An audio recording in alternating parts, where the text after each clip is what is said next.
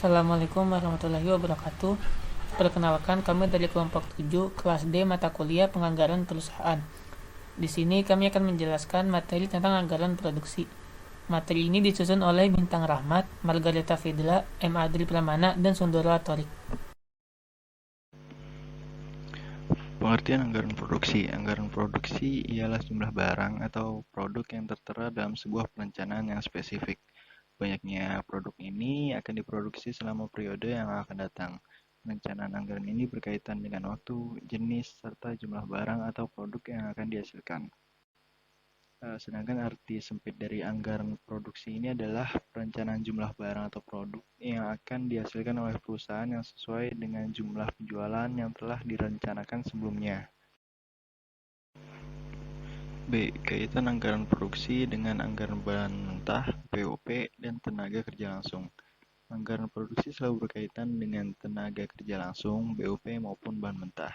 Ada dua jenis anggaran bahan mentah dalam anggaran produksi, yaitu direct material dan direct material. Direct material adalah bahan mentah tak langsung, sedangkan direct material adalah bahan mentah langsung. Yang dimaksud dengan BOP di sini ialah biaya overhead pabrik. Direct material atau bahan mentah langsung adalah bahan pokok utama yang merupakan bagian terpenting dari suatu produk barang jadi yang dihasilkan perusahaan, dan biaya yang sudah dikeluarkan dalam membeli bahan pokok langsung akan berkaitan erat dengan barang produksi yang dihasilkan. Contohnya industri pembuatan tempe menggunakan bahan mentah langsung berupa kacang kedelai. Selanjutnya, indirect material atau bahan mentah tidak langsung adalah suatu bahan yang ikut berperan dalam bahan utama pada saat kegiatan proses produksi. Tapi bahan ini tidak secara langsung terlihat pada suatu barang jadi yang sudah dihasilkan oleh perusahaan. Bahan ini tidak termasuk dalam anggaran bahan mentah, tetapi masuk dalam anggaran manufacturing expense budget, atau bahasa Indonesianya biaya overhead pabrik. Contoh dari indirect material ini adalah ketika membuat sepatu kulit, bahan mentah tidak langsungnya itu benang. Terus anggaran tenaga kerja langsung juga berkaitan erat dengan anggaran produksi. Pada proses produksi, tenaga kerja langsung ikut berpartisipasi dan biayanya dihubungkan dengan biaya dari barang atau produk yang akan diproduksi. Contohnya, jika tenaga kerja langsung berbuat kesalahan yang dapat mengakibatkan kerusakan pada barang yang diproduksi, maka barang yang diproduksi akan berkurang harganya atau nilainya. Tujuan penyusunan anggaran produksi. Yang pertama, mengatur lebih detail produk atau barang yang diproduksi sehingga dapat meminimalkan biaya-biaya dari produksi tersebut. Yang kedua, menjaga kuantitas persediaan yang cukup. Kuantitas persediaan produk diharapkan agar tidak terlalu kecil ataupun terlalu besar. Kuantitas produk yang terlalu kecil akan mengakibatkan kekurangan persediaan bahan mentah yang efeknya dapat berpengaruh dalam proses produksi. Hal ini pada akhirnya dapat membuat konsumen kecewa karena produk yang dihasilkan tidak optimal.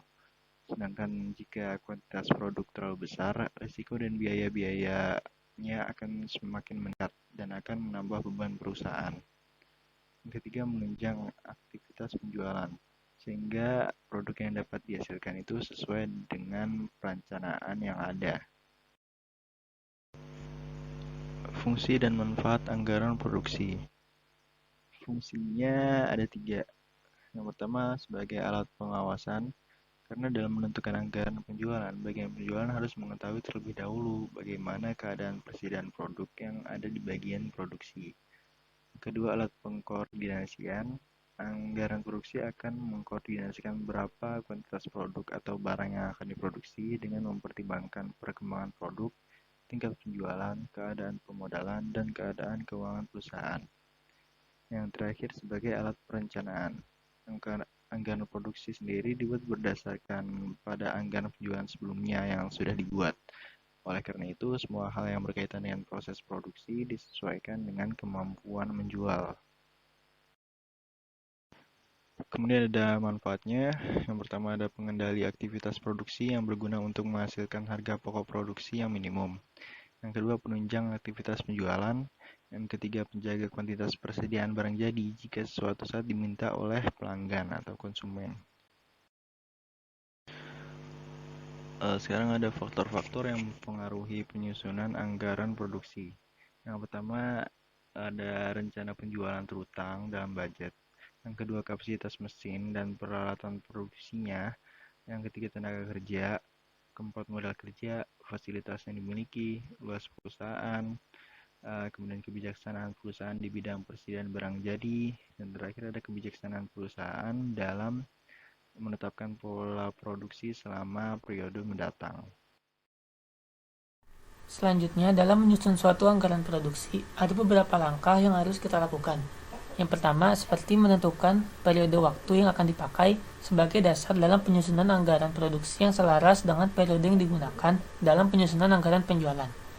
Yang kedua, kita harus menentukan satuan fisik dari barang yang akan dihasilkan. Yang ketiga, kita harus menentukan pula standar penggunaan sumber daya, mulai dari bahan baku, tenaga kerja langsung, dan penggunaan fasilitas. Yang keempat, kita harus menentukan kebijakan pola produksi dan kebijakan persediaan. Yang kelima, kita harus menyajikan anggaran produksi dalam sebuah tabel. Penyajian dalam bentuk sederhana setidaknya memuat informasi tentang waktu dan jumlah produksi. Jumlah produksi dihitung dengan mempertimbangkan persediaan awal dan persediaan akhir barang. Jadi, produksi sama dengan penjualan ditambah persediaan akhir dikurangi persediaan awal. Dan yang terakhir, untuk kasus-kasus yang lebih kompleks, penyajian data dapat disesuaikan dengan prinsip yang jelas dan informatif. Lalu, setelah kita menyusun anggaran produksi, langkah selanjutnya ialah pelaksanaan anggaran produksi itu sendiri. Pelaksanaan dari anggaran produksi terbagi menjadi dua tahap, yaitu tahap perencanaan dan tahap pelaksanaan. Yang pertama, tahap perencanaan, yaitu menentukan periode waktu yang akan dipakai sebagai dasar dalam menyusun bagian produksi. Yang kedua, menentukan jumlah satuan fisik dari barang yang harus dihasilkan. Kemudian, setelah kita telah membuat tahap perencanaan, selanjutnya kita harus membuat tahap pelaksanaan.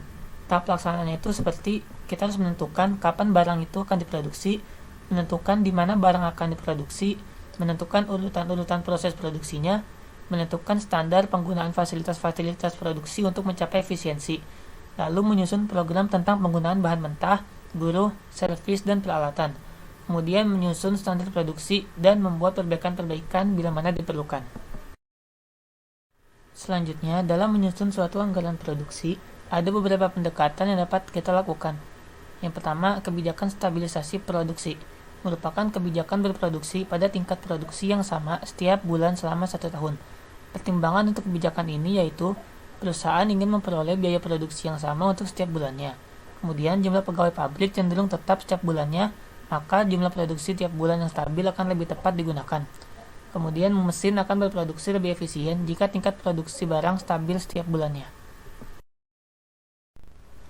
Kemudian, kebijakan stabilisasi produksi ini juga memiliki beberapa keuntungan, seperti penggunaan fasilitas pabrik yang lebih baik cenderung mengurangi kapasitas yang diperlukan untuk mesin permintaan pasar yang meningkat, dan menghindari kapasitas yang menganggur pada saat permintaan menurun.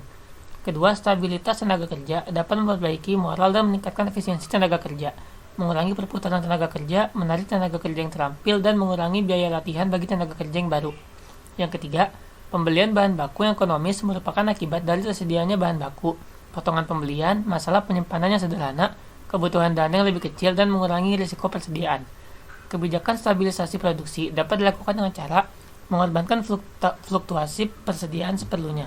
Yang kedua, memproduksi produk baru yang dapat disimpan pada saat produk lama mulai menunjukkan kecenderungan permintaan menurun. Yang ketiga, memproduksi produk lain yang dapat dijual pada saat permintaan produk utama sedang menurun. Setelah sebelumnya tentang pendekatan stabilisasi produksi, selanjutnya ada pendekatan stabilisasi perusahaan. Tujuan dari kebijakan tingkat persediaan sendiri yaitu untuk merencanakan tingkat optimal investasi persediaan dan mempertahankan tingkat optimal tersebut melalui pengendalian. Faktor-faktor yang mempengaruhi penentuan besarnya tingkat persediaan barang itu sendiri, yakni ada daya tahan produk yang akan disimpan. Untuk produk yang mudah rusak, tidak tahan untuk disimpan dalam jangka waktu yang lama, besarnya persediaan harus dipertimbangkan dengan cermat. Yang kedua, sifat persaingan yang dihadapi perusahaan. Jika tingkat persaingan yang dihadapi perusahaan relatif ketat, maka persaingan untuk memberikan pelayanan untuk memenuhi pesanan menjadi prioritas. Dengan demikian, diperlukan persediaan barang jadi yang relatif lebih besar. Dan yang ketiga ada biaya-biaya yang muncul karena kebijakan persediaan, seperti biaya sewa gedung, pemeliharaan, asuransi, pemesanan mendadak, dan biaya kehabisan persediaan. Yang keempat, besarnya model kerja yang tersedia. Yang kelima, pola permintaan akan produk permintaan. Dan yang keenam, risiko-risiko yang akan dihadapi oleh perusahaan. Kemudian ada pendekatan kebijakan kombinasi. Kebijakan kombinasi artinya mengkombinasi dua kebijakan, yaitu kebijakan persediaan stabil dan kebijakan produksi stabil. Dalam membuat kombinasi kebijakan, harus menggunakan asumsi bahwa harus ada keseimbangan optimum antara tingkat penjualan, persediaan, dan produksi. Kebijakan kombinasi antara lain adalah tingkat produksi tidak boleh berfluktuasi lebih dari 10% dari rata-rata produksi. Yang kedua, tingkat persediaan triwulan 1 dan 2 boleh berfluktuasi 8 unit dan triwulan 3 dan 4 boleh berfluktuasi 6 unit. Selanjutnya, ada penyusunan anggaran produksi. Rumus umum yang biasa digunakan adalah rencana penjualan dari anggaran penjualan ditambah persediaan akhir, maka menghasilkan kebutuhan selama 1 tahun, kemudian dikurangi persediaan awal dan mendapatkan hasil jumlah yang harus diproduksi. Kita masuk ke contoh soal yang pertama. 1. Penentuan jumlah satuan fisik dari barang yang dihasilkan. Diharapkan bahwa 140 unit barang A akan berada di perusahaan pada awal periode nanti.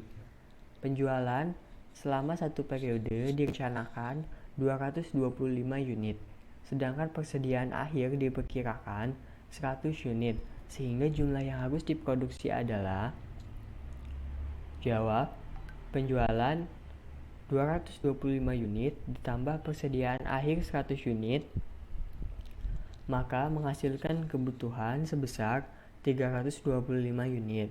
Kemudian, kebutuhan dikurangi persediaan awal, yaitu 325 unit dikurangi 140 unit, maka akan menghasilkan barang yang harus diproduksi sebanyak 185 unit.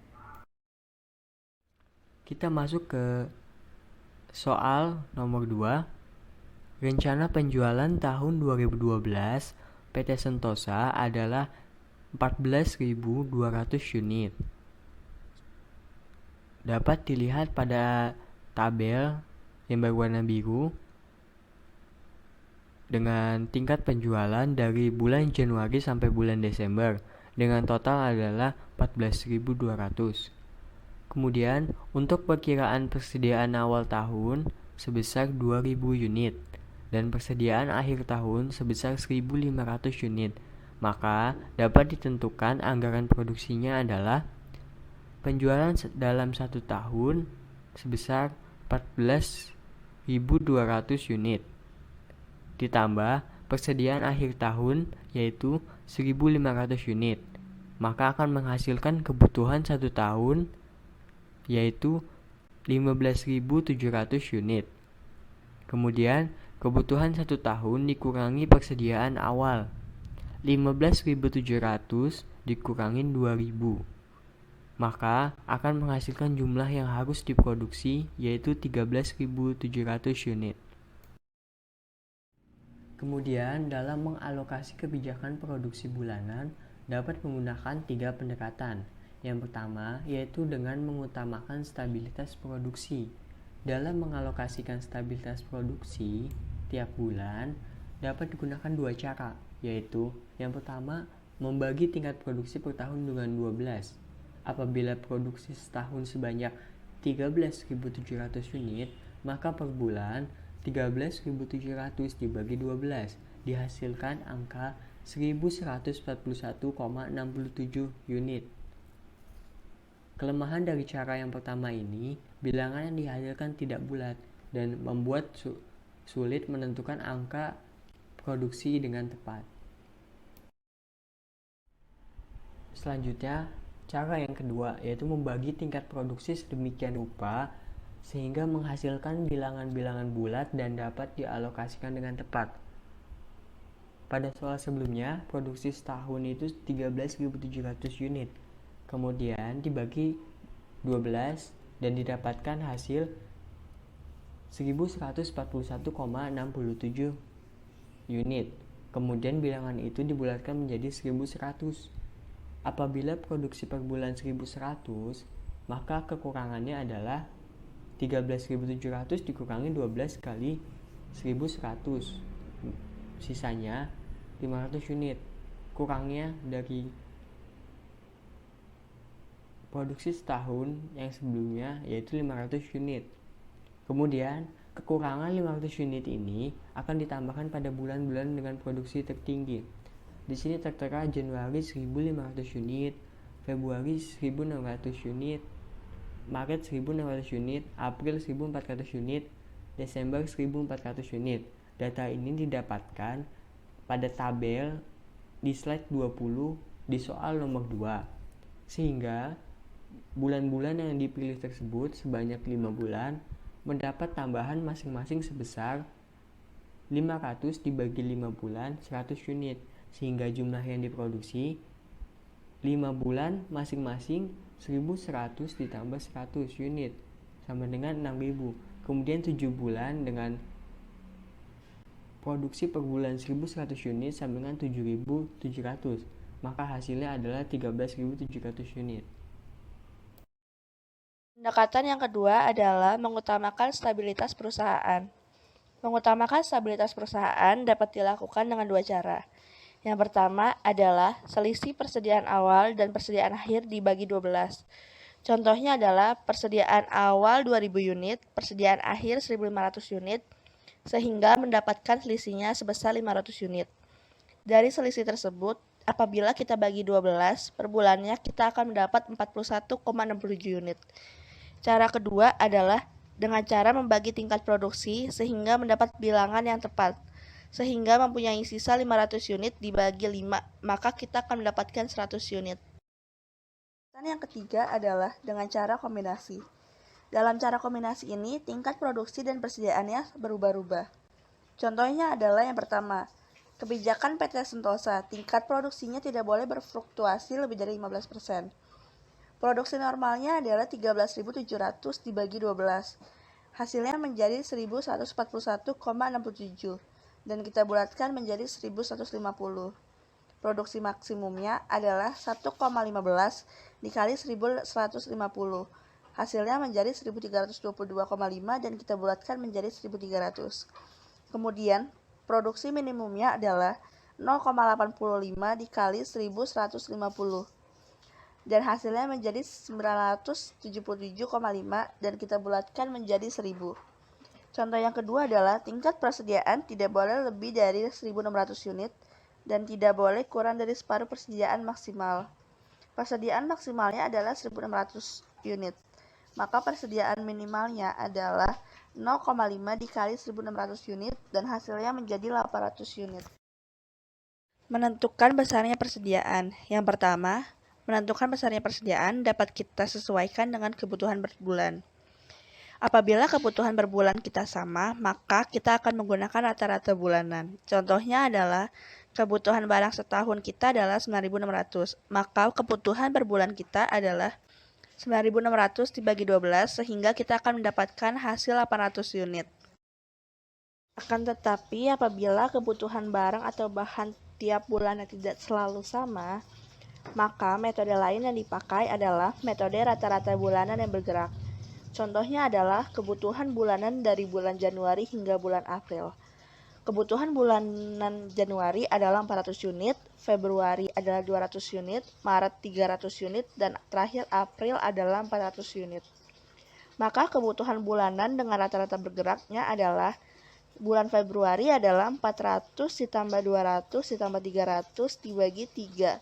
Sama dengan 300 unit, dan bulan Maret adalah 200 ditambah 300 ditambah 400 dibagi 3, maka hasilnya juga 300 unit. Kedua adalah menentukan besarnya persediaan dengan cara menghitung tingkat perputaran persediaan. Adapun rumus perputaran adalah rencana penjualan bertahun dibagi persediaan rata-rata. Kemudian, cara mencari persediaan rata-ratanya adalah dengan cara persediaan awal ditambah persediaan akhir dibagi 2. Contoh soal, Rencana penjualan selama 1 tahun sebesar 300.000 unit. Persediaan awal tahun diperkirakan sebesar 50.000 unit dan persediaan akhir sebesar 150.000 unit. Maka kita akan mencari persediaan rata-rata dan tingkat perputarannya. Yang pertama kita cari adalah persediaan rata-ratanya, yaitu dengan rumus persediaan awal tambah persediaan akhir dibagi 2. Maka dengan demikian 50.000 ditambah 150.000 dibagi 2 dan kita akan mendapatkan hasil 100.000 unit. Kemudian kita akan mencari perputaran persediaannya dengan rumus rencana penjualan per tahun dibagi persediaan rata-rata, maka 300.000 unit dibagi 100.000 unit. Maka kita akan mendapatkan 3 kali perputaran persediaan. Dan presentasi dari kelompok kami, terima kasih. Mohon maaf jika ada kesalahan dalam mengucapkan kesalahan kata.